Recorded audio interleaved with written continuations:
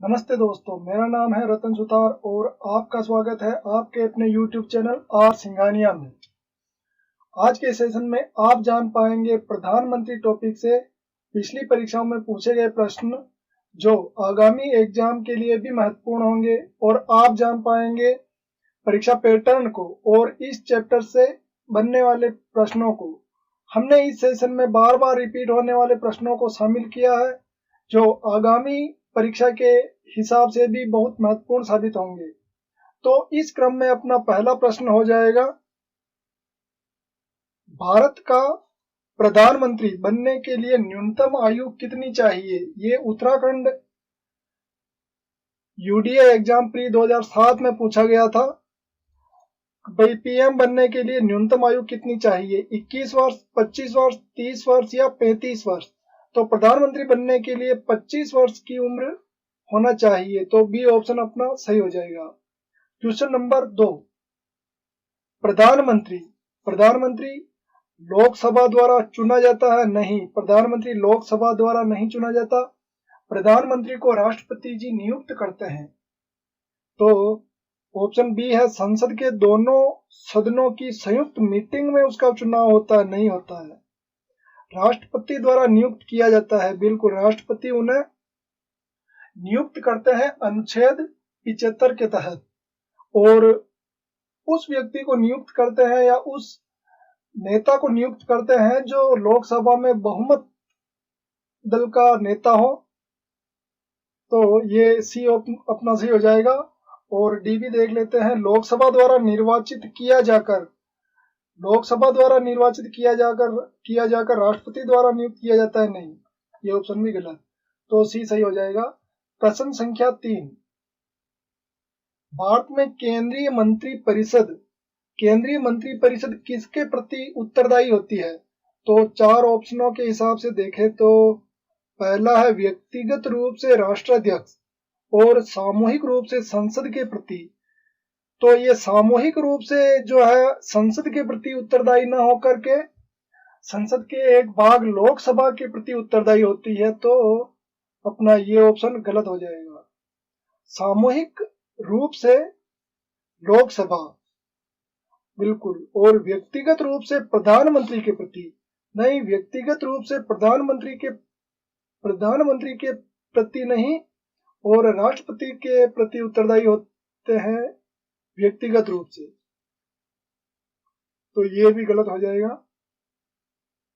सामूहिक रूप से लोकसभा एवं व्यक्तिगत रूप से राष्ट्रपति के प्रति, बिल्कुल, व्यक्तिगत रूप से तो राष्ट्रपति के प्रति उत्तरदायी रहते हैं और सामूहिक रूप से उनका उत्तरदायित्व रहता है वो लोकसभा के प्रति रहता है, तो ऑप्शन सी सही हो जाएगा। और डी भी देख लो, सामूहिक रूप से संसद तथा प्रधानमंत्री दोनों के प्रति नहीं, ये भी गलत हो जाएगा। क्वेश्चन नंबर 4, निम्नांकित में से कौन सा अनुच्छेद उसी अवस्था में प्रभावी होगा जब लोकसभा भंग न हो अथवा उसका सत्रावसान न हुआ हो? तो वो कौन सा अनुच्छेद है जब लोकसभा भंग नहीं होकर के वो अगर प्रचलन में है तो वो अनुच्छेद प्रभावी होगा? तो अनुच्छेद 75(1), 75(2), 75(3), 75(4। तो 75(3) ही प्रभावी रहेगा अगर लोकसभा प्रचलन में है तब। 75(3) ये कहता है कि भाई मंत्री परिषद सामूहिक रूप से लोकसभा के प्रति उत्तरदायी है, तो अगर लोकसभा है तो उसके प्रति उत्तरदायी रहेगी, अगर लोकसभा ही भंग हो गई तो काहे का उत्तरदायित्व? तो ये सी सही हो जाएगा। क्वेश्चन नंबर 5, भारत के संविधान के अनुच्छेद 75(1) के अनुसार प्रधानमंत्री नियुक्त होंगे, मनोनीत होंगे, चयनित होंगे या निर्वाचित होंगे? निर्वाचित नहीं होते, चयनित भी नहीं होते, मनोनीत भी नहीं होते, राष्ट्रपति अनुच्छेद 75(1) के तहत नियुक्त करते हैं। और अनुच्छेद 74 में कहा गया है कि भाई राष्ट्रपति के लिए उनकी सहायता के लिए एक मंत्री परिषद होगी जिसका प्रधानमंत्री होगा। और अनुच्छेद 75 में जो है प्रधानमंत्री की नियुक्ति का प्रावधान किया गया? यह वरिष्ठ अध्यापक एग्जाम 2019 में पूछा गया था। क्वेश्चन नंबर 6, भारत की राजनीतिक व्यवस्था में देश का सर्वोच्च नेता, शासक एवं केंद्र बिंदु होता है। तो राजनीतिक रूप से जो है सर्वोच्च नेता, शासक या केंद्र बिंदु प्रधानमंत्री होता है, और औपचारिक रूप से, संवैधानिक रूप से राष्ट्रपति होता है। तो पॉलिटिकली तो प्रधानमंत्री ही प्रमुख होता है शासन का, तो ये सही हो जाएगा। राष्ट्रपति नहीं होता, लोकसभा अध्यक्ष नहीं होता, और सर्वोच्च न्यायालय के चीफ जस्टिस भी नहीं होते। क्वेश्चन नंबर 7, भारत में लोकसभा में सत्ताधारी दल का नेता आमतौर पर कौन होता है? भारत का राष्ट्रपति नहीं, भारत का मुख्य न्यायाधीश नहीं, भारत का उपराष्ट्रपति नहीं, भारत का पीएम, भारत का प्रधानमंत्री सत्ताधारी दल का नेता होता है। नेक्स्ट क्वेश्चन नंबर 8, प्रधानमंत्री क्या है?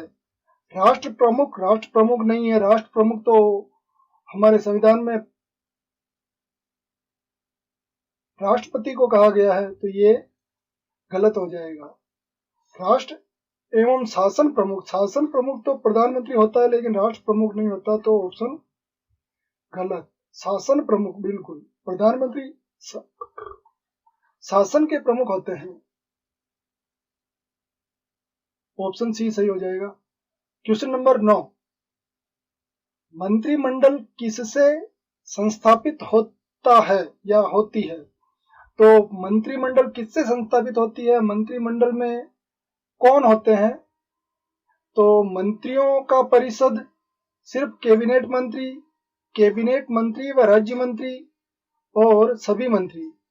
तो सभी मंत्री तो नहीं रहेंगे मंत्रिमंडल में, और कैबिनेट मंत्री मंत्रिमंडल में रहते हैं, लेकिन राज्य मंत्री मंत्रिमंडल में न रह करके मंत्री परिषद में रहते हैं, तो ये ऑप्शन भी गलत हो जाएगा। सिर्फ और सिर्फ कैबिनेट मंत्री जो है वो मंत्रिमंडल में शामिल रहते हैं, और सिर्फ कैबिनेट मंत्रियों की जो संस्था है वही कहलाती है मंत्रिमंडल। तो मंत्रिमंडल सिर्फ कैबिनेट मंत्री से संस्थापित होती है। ठीक है, ऑप्शन बी सही हो जाएगा। क्वेश्चन नंबर 10, निम्न में से कौन सा केंद्रीय मंत्रिमंडल की बैठकों में भाग ले सकता है? केंद्रीय मंत्रिमंडल की बैठकों में कौन भाग ले सकता है? तो कैबिनेट मंत्री बिल्कुल ले सकते हैं, राष्ट्रपति नहीं ले सकते। कैबिनेट मंत्रियों की केंद्रीय मंत्रिमंडल की बैठकों में राष्ट्रपति भाग नहीं लेते, राज्य मंत्री भी नहीं लेते, और उप मंत्री भी नहीं लेते। तो सिर्फ और सिर्फ कैबिनेट मंत्री मंत्रिमंडल की बैठकों में भाग लेते हैं। नेक्स्ट क्वेश्चन नंबर 11, प्रधानमंत्री किसे पद की शपथ दिलाता है? आमतौर पर तो सभी जो प्रमुख अधिकारी हैं उनको शपथ राष्ट्रपति दिलाते हैं, लेकिन प्रधानमंत्री किसे पद की शपथ दिलाता है? तो उपमंत्री को नहीं, उप प्रधानमंत्री को भी नहीं दिलाते, अस्थायी लोकसभा अध्यक्ष को भी नहीं दिलाते, संसदीय सचिव को प्रधानमंत्री शपथ दिलाते हैं, मुख्य सचिव को भी दिलाते हैं। तो ये ऑप्शन सही हो जाएगा। ऑप्शन डी, संसदीय सचिव को शपथ प्रधानमंत्री दिलाते हैं। ठीक है। क्वेश्चन नंबर 12, भारतीय संविधान का कौन सा अनुच्छेद राष्ट्रपति से संबंधित प्रधानमंत्री के कुछ कर्तव्यों को निर्दिष्ट करता है? किस अनुच्छेद में राष्ट्रपति के प्रति प्रधानमंत्री के कर्तव्यों को दर्शाया गया है? तो अनुच्छेद 79 में नहीं दर्शाया गया, 75 में तो प्रधानमंत्री की नियुक्ति है, तो इसमें भी नहीं है। अनुच्छेद 78 में कहा गया है कि प्रधानमंत्री जो सूचना है वो राष्ट्रपति को देंगे, और राष्ट्रपति अगर मांगते हैं तो भी देंगे, और अदरवाइज भी सूचना देंगे। तो ये ऑप्शन सी सही हो जाएगा, अनुच्छेद 74 भी नहीं होगा। नेक्स्ट क्वेश्चन नंबर 13, निम्न में से कौन सा एक भारत के प्रधानमंत्री का कर्तव्य नहीं है? तो मंत्रिपरिषद के सभी निर्णयों को राष्ट्रपति को सूचित करना और राज्य के प्रशासन संबंधी कार्यों की सूचना राष्ट्रपति को देना, राष्ट्रपति के सम्मुख कैबिनेट मीटिंग का एजेंडा उनके अनुमोदनार्थ प्रस्तुत करना और राष्ट्रपति द्वारा अपेक्षा किए जाने पर किसी भी विषय को मंत्रिपरिषद के विचारार्थ रखना।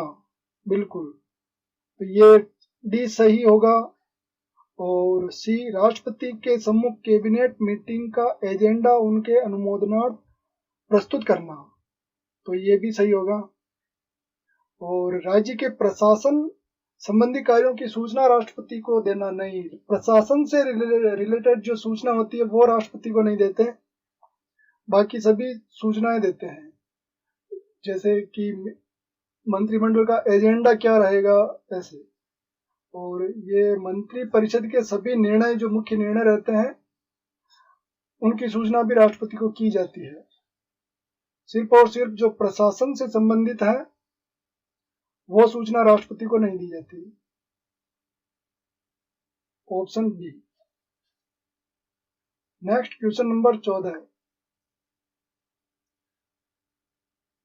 कौन सा भारत सरकार के प्रधानमंत्री के वेतन एवं भत्तों का निर्धारण करता है? कौन जो पीएम के वेतन और भत्ते को निर्धारित करता है? तो राष्ट्रपति वेतन भत्तों को निर्धारित नहीं करते, संसद। बिल्कुल, संसद जो है वो वेतन भत्तों को निर्धारित करती है पीएम के। प्रधानमंत्री खुद निर्धारित नहीं करते और मंत्रिमंडल भी निर्धारित नहीं करती। नेक्स्ट क्वेश्चन नंबर 15, किस संविधान संशोधन ने यह निश्चय किया कि प्रधानमंत्री को मिलाकर मंत्रियों की कुल संख्या लोकसभा सदस्य की कुल संख्या की 15% से अधिक नहीं हो सकती? कौन सा कॉन्स्टिट्यूशनल अमेंडमेंट एक्ट था जिसके तहत जो मंत्रियों की संख्या लोकसभा के सदस्यों की संख्या की 15% कर दी गई? तो वो है अपना 91वां अमेंडमेंट एक्ट जो 2003 का है। इसमें कहा गया कि 15% से अधिक नहीं होगी। और राज्यों में भी जो है मंत्रियों की संख्या विधानसभा के सदस्यों की 15% से अधिक नहीं होगी, जो बड़े बड़े राज्य हैं उनमें। लेकिन जो छोटे राज्य हैं उनमें कम से कम ये निर्धारित किया गया कि भाई 12 मंत्री तो होने ही चाहिए, चाहे वो भले ही उनका आंकड़ा 15% से भी ज्यादा जा रहा हो तो भी कोई दिक्कत नहीं है। क्वेश्चन नंबर 16, राष्ट्रपति किसकी लिखित सलाह पर आपातकाल की घोषणा कर सकते हैं? बिल्कुल, राष्ट्रपति जो है वो प्रधानमंत्री, बिल्कुल, लोकसभा अध्यक्ष नहीं, प्रधानमंत्री की अध्यक्षता में केंद्रीय मंत्रिमंडल, बिल्कुल यही ऑप्शन सही रहेगा। प्रधानमंत्री की अध्यक्षता में मंत्रिमंडल की लिखित सलाह पर राष्ट्रपति आपातकाल की घोषणा अनुच्छेद 352 के तहत कर सकते हैं। और ये जो प्रावधान किया गया ये 44वां संविधान संशोधन 44वां अमेंडमेंट एक्ट के तहत किया गया 1978 में। 44वां वो संशोधन था, 44वां संशोधन 1978। नेक्स्ट क्वेश्चन नंबर 17, सबसे अधिक समय तक भारत में प्रधानमंत्री बने रहने का श्रेय किसे प्राप्त है? सबसे अधिक समय तक जवाहरलाल नेहरू रहे थे, लगभग ये रहे थे 16 वर्ष और 9 माह के समथिंग रहे थे जवाहरलाल नेहरू, 1947 से 1964 तक, 1947 से 1964 तक। और फिर 64 से 66 लाल बहादुर शास्त्री, तो ये अपना ऑप्शन ए सही हो जाएगा। और दूसरे सभी काट सकते हैं, शास्त्री जी को, इंदिरा गांधी को, जवाहरलाल नेहरू और इंदिरा गांधी। बिल्कुल जवाहरलाल नेहरू है। और इंदिरा गांधी, अगर इंदिरा गांधी का कार्यकाल अगर निर्वाचित लोकसभा से बने हुए प्रधानमंत्री की बात की जाए तो इंदिरा गांधी का कार्यकाल सबसे बड़ा है। लेकिन अगर 1947 से ही देखें तो जवाहरलाल नेहरू का जो कार्यकाल सबसे अधिक रहता है।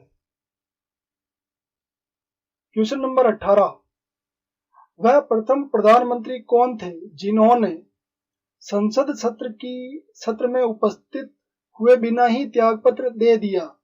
तो वो इंदिरा गांधी तो संसद सत्र में उपस्थित हुई थी। लाल बहादुर शास्त्री भी नहीं। चौधरी चरण सिंह, बिल्कुल चौधरी चरण सिंह ने लोकसभा का सामना नहीं किया और लोकसभा में बहुमत हासिल करने से पहले ही उन्होंने त्यागपत्र दे दिया था।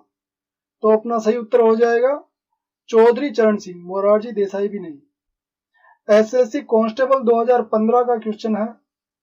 नेक्स्ट क्वेश्चन नंबर 19, निम्नांकित में से विश्व भारती के कुलाधिपति आचार्य कौन होते हैं?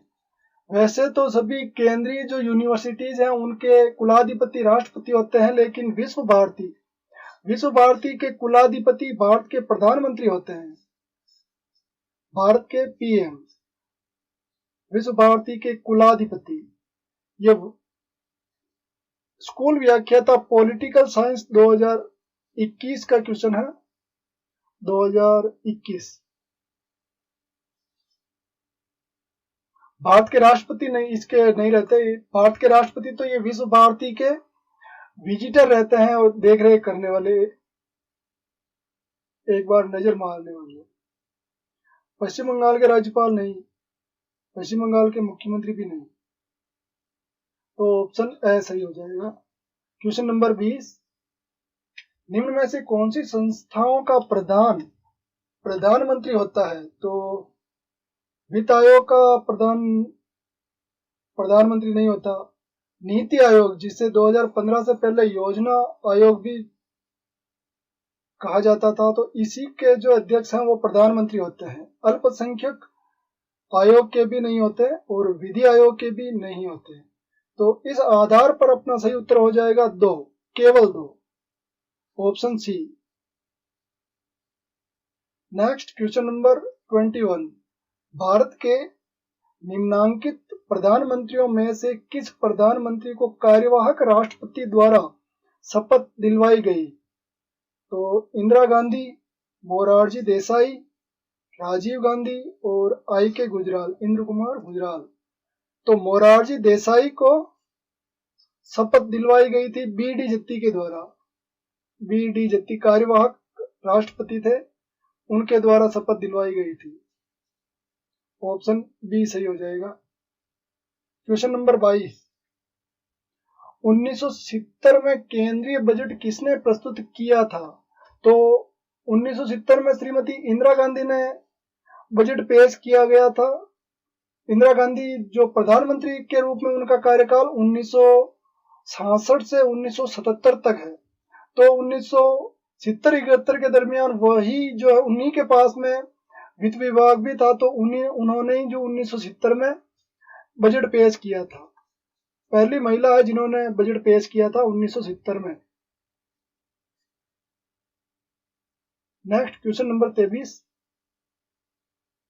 प्रधानमंत्री शासन प्रणाली, जिसमें प्रधानमंत्री प्रमुख रहता है, प्रधानमंत्री शासन प्रणाली जिस प्रकार सरकार की योजना देती है उसमें, यानी कि प्रधानमंत्री शासन प्रणाली में वो क्या प्रदर्शित करती है? प्रधानमंत्री सीधा जनता द्वारा निर्वाचित किया जाता है, ये प्रदर्शित नहीं करता प्रधानमंत्री शासन प्रणाली। प्रधानमंत्री मिलीजुली सरकार का नेतृत्व करता है, प्रधानमंत्री राज्याध्यक्ष होता है, प्रधानमंत्री सम्मानों में प्रथम नहीं होता किंतु उनका प्रमुख होता है। बिल्कुल, मंत्रिमंडलीय सरकार में तो प्रधानमंत्री सम्मानों में प्रथम रहता है, लेकिन प्रधानमंत्री शासन प्रणाली में प्रधानमंत्री सम्मानों में प्रथम रह करके उनका मुखिया रहता है, उनका प्रमुख होता है। तो ऑप्शन डी सही हो जाएगा। आरएस 1996 का क्वेश्चन है। क्वेश्चन नंबर 24, पूर्व प्रधानमंत्री जिनके प्रयासों से नागरिकों के कर्तव्य भारत के संविधान में समाविष्ट किए गए।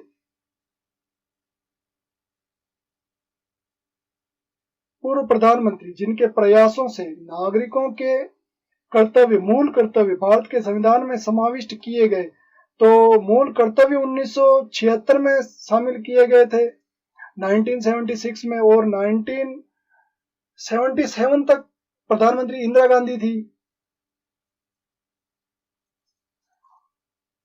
तो इंदिरा गांधी, ये अपना सही ऑप्शन हो जाएगा, ऑप्शन डी। क्वेश्चन नंबर 25, राष्ट्रपतियों में से किसने 1998 में अटल बिहारी वाजपेयी को प्रधानमंत्री पद की शपथ ग्रहण करवाई थी? 1998 में अटल बिहारी वाजपेयी को कौन से राष्ट्रपति ने शपथ दिलवाई थी? तो एपीजे अब्दुल कलाम तो 2002 से 2007 तक थे, जबकि अटल बिहारी वाजपेयी का कार्यकाल 2004 तक था। तो ये ऑप्शन तो कट जाएगा। और के आर नारायणन, बिल्कुल के आर नारायणन 1997 से 2002 तक थे। तो इन्होंने, के आर नारायणन ने ही जो है अटल बिहारी वाजपेयी को प्रधानमंत्री पद की 1998 में शपथ दिलाई थी। और अटल बिहारी वाजपेयी 1998 से कुछ समय के लिए इनका कार्यकाल था, फिर 1999 से 2004 तक अटल बिहारी वाजपेयी का कार्यकाल रहा। क्वेश्चन नंबर 26, निम्न में से कौन भारत के वित्त मंत्री रहे हैं? भारत के वित्त मंत्री कौन कौन रहे हैं? वीपी सिंह जी भी जो है वित्त मंत्री रह चुके हैं। के आर वेंकटरमण, बिल्कुल आर वेंकटरमण भी वित्त मंत्री रहे। प्रणब मुखर्जी वित्त मंत्री रहे, और वाईवी चौहान भी रहे। तो 1, 2, 3 चारों ही सही हो जाएंगे। 1, 2, 3 और 4, ऑप्शन बी अपना सही हो जाएगा। जेल प्रहरी एग्जाम 2018 में पूछा गया था। क्वेश्चन नंबर 27, निम्नांकित में से कौन प्रधानमंत्री के पद पर रहते हुए राज्यसभा में सदन के नेता नहीं रहे? राज्यसभा सदस्य नहीं रहे थे प्रधानमंत्री के पद पर रहते हुए। तो वीपी सिंह, बिल्कुल वीपी सिंह राज्यसभा सदस्य नहीं रहे थे प्रधानमंत्री पद के दरमियान। एचडी देवगौड़ा, बिल्कुल एचडी देवगौड़ा जो है वो विधानसभा के सदस्य थे जब वो प्रधानमंत्री बने, और उसके बाद उन्होंने राज्यसभा की सदस्यता ली। तो ये भी हैं। मनमोहन सिंह बिल्कुल असम से राज्यसभा सदस्य थे, और इंद्र कुमार गुजराल, आई के गुजराल भी राज्यसभा सदस्य थे प्रधानमंत्री रहते हुए। तो अपना ऑप्शन ए हो जाएगा। वीपी सिंह जी जो है वो राज्यसभा सदस्य नहीं रहे थे। क्वेश्चन नंबर 28, किस संविधान संशोधन द्वारा संविधान में संघ के मंत्रिमंडल शब्दावली को अंतःस्थापित किया गया? किस एक्ट के द्वारा मंत्रिमंडल शब्द को ऐड किया गया कॉन्स्टिट्यूशन में? तो 44वां संशोधन, 24वां, 42वां, 44वां और 56वां। 44वें संशोधन के द्वारा मंत्रिमंडल शब्द को जो जोड़ा गया, ये और इसका वर्णन किया गया अनुच्छेद 352 में। और 352 ये कहता है कि मंत्रिमंडल की लिखित सलाह पर राष्ट्रपति राष्ट्रीय आपातकाल की घोषणा कर सकते हैं 1978 के द्वारा। नेक्स्ट क्वेश्चन नंबर 29, कथनों पर विचार करना। पहला कथन, संघ के मंत्रिमंडल शब्दावली का उल्लेख संविधान में केवल एक बार हुआ है। बिल्कुल संविधान में एक ही बार हुआ है, अनुच्छेद 352 में। संविधान में इस शब्दावली को 42वें संशोधन द्वारा स्थापित किया गया था। नहीं, 44वां वो अमेंडमेंट एक था, 44वां। तो केवल एक सही होगा, केवल एक ही सही होगा। और केवल 2 सही होगा, नहीं होगा। 1 और 2 दोनों सही होंगे, नहीं होंगे। न तो 1 न ही 2, ये भी ऑप्शन गलत हो जाएगा। क्वेश्चन नंबर 30, भारतीय प्रधानमंत्री मनमोहन सिंह किस राज्य से राज्यसभा के लिए निर्वाचित सदस्य हैं? ये 2009 में पूछा गया था। इसीलिए ये हैं का प्रयोग किया गया है, जबकि वो तो थे। तो प्रधानमंत्री ये मनमोहन सिंह जी पंजाब, हरियाणा, असम से राज्यसभा सदस्य थे मनमोहन सिंह। क्वेश्चन नंबर 31, निम्न में से कौन प्रधानमंत्री बनते समय राज्यसभा का सदस्य था या थी? इंदिरा गांधी, इंदिरा गांधी थी राज्यसभा सदस्य। मोरारजी देसाई नहीं थे, चौधरी चरण सिंह नहीं थे, विश्वनाथ प्रताप सिंह नहीं थे। नेक्स्ट क्वेश्चन नंबर 32, राज्यसभा के सदस्य रहते हुए प्रधानमंत्री, राज्यसभा के सदस्य रहते हुए प्रधानमंत्री के रूप में शपथ ली, तो श्रीमती इंदिरा गांधी ने ली, बिल्कुल ये ऑप्शन सही हो जाएगा। इंद्र कुमार गुजराल ने भी ली, तो ये भी सही होगा। और एच.डी. देवगौड़ा, तो एच.डी. देवगौड़ा शपथ लेते समय विधानसभा के सदस्य थे, राज्यसभा के नहीं थे, तो ये गलत होगा। मनमोहन सिंह भी थे। तो इस आधार पर 1, 3 और 4, 1, 3 और ये ऑप्शन बी सही हो जाएगा। हेड मास्टर एग्जाम 2021 में पूछा गया था। क्वेश्चन नंबर 33, भारत के निम्नलिखित प्रधानमंत्रियों में से किसने प्रधानमंत्री के रूप में लगातार 2 अवधियों तक कार्य किया? लगातार 2 अवधियों तक कार्य किया, तो गुलजारीलाल नंदा कार्यवाहक प्रधानमंत्री 2 बार बने थे, लेकिन लगातार नहीं थे। एक बार तो जब पंडित जवाहरलाल नेहरू के निधन के बाद, और दूसरी बार लाल बहादुर शास्त्री के निधन के बाद कार्यवाहक पीएम बने थे गुलजारीलाल नंदा, तो ये लगातार नहीं थे। तो इस आधार पर ऑप्शन कट हो जाएगा, ये एक नहीं था।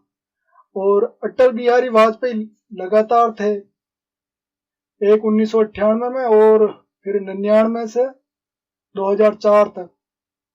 तो अटल बिहारी वाजपेयी भी थे, कर सकते हैं इनको। मनमोहन सिंह, बिल्कुल मनमोहन सिंह तो लगातार थे ही 2004 से 2014 तक। तो ऑप्शन 2 और ऑप्शन 3, सिर्फ 2 और 3, बिल्कुल ऑप्शन सी सही हो जाएगा। इसी के साथ जय हिंद, स्वस्थ रहें, मस्त रहें, अपनी तैयारी को मजबूत करें। जय हिंद।